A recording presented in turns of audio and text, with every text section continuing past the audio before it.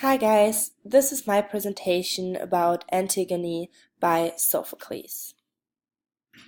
First, I'm going to give a summary of the plot. So, Antigone, who is the protagonist, loses her two brothers due to a fight between the brothers during war. And Polynices, one of her brothers, is the traitor in Creon's eyes. Creon is the king. So Creon decides that Polynices is not allowed to be buried. So then Antigone buries her brother anyway because her love to her brother is so important to her.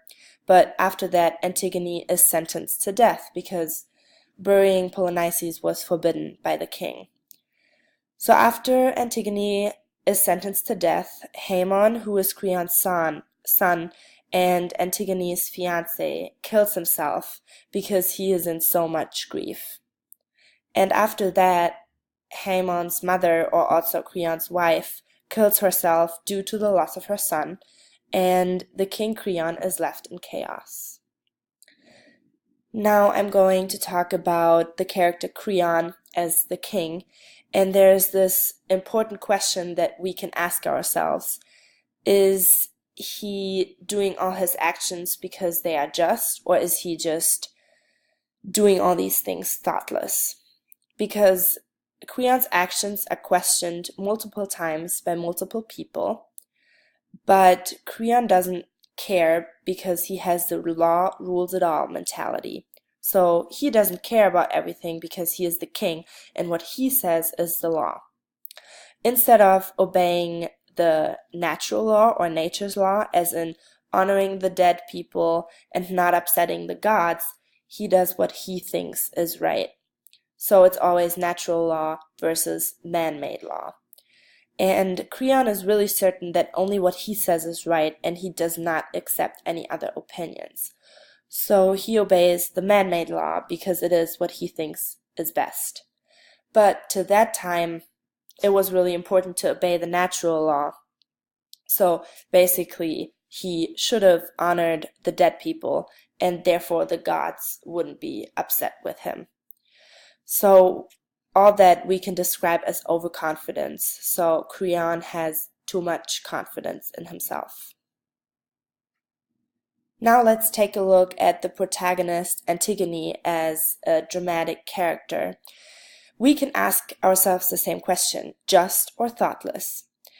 Antigone also does what she thinks is right, and she honors her brother even though she knows she will die.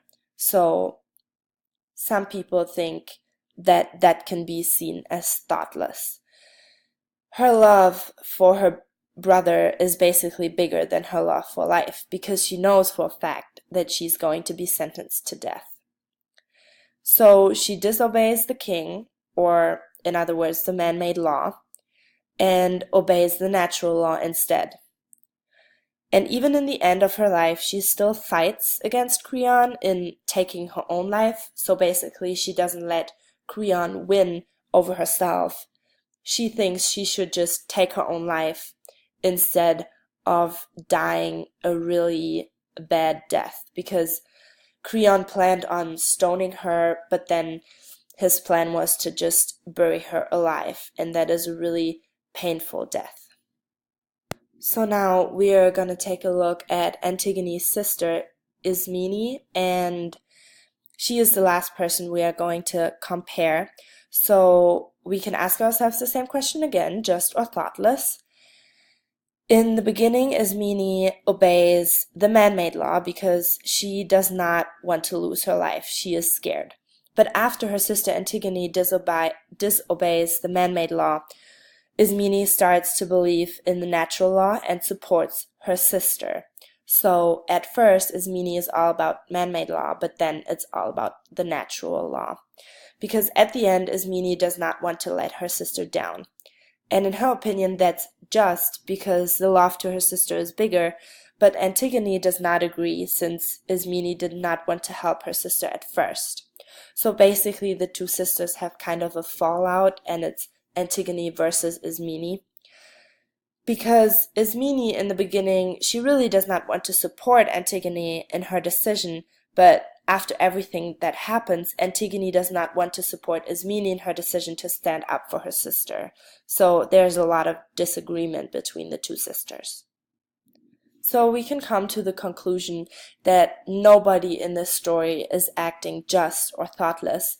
It's like a mix of both, in my opinion. And I think a big factor is that everyone is overconfident in themselves. Everyone thinks that they're right and they are all really certain of their decisions.